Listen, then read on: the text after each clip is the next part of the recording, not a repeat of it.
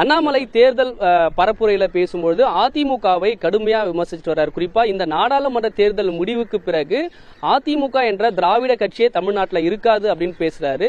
கத்திரிக்காவுக்கு கால் முளைச்சதுன்னா அது பெரிய அளவுக்கு தன்னை ஒரு விஸ்வரூபமா நினைச்சுக்க. அந்த தான் கத்திரிக்காய் கால் முளைச்ச மாதிரி இப்போ திரு அண்ணாமலையுடைய அந்த கூற்றுகள் இருக்கு.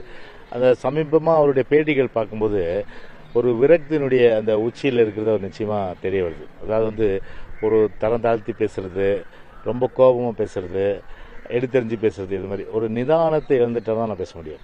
அதாவது ஒரு விஷயம் தெரிஞ்சுக்கணும், இவர் அரசியலில் ஒரு கத்துக்குட்டி.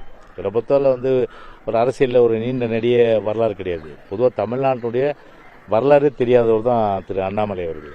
ஏதோ சும்மா ஒரு உளறல் பண்ணிட்டு அதுக்குன்னு ஒரு கைத்தட்டுற ஒரு கோஷ்டி வச்சுக்கிட்டு ஒரு கட்சி நடத்துகிறார் ஒழிய அதனால எந்த அளவுக்கு ஒரு தாக்கமும் பிஜேபியில் ஏற்பட போகிறது கிடையாது.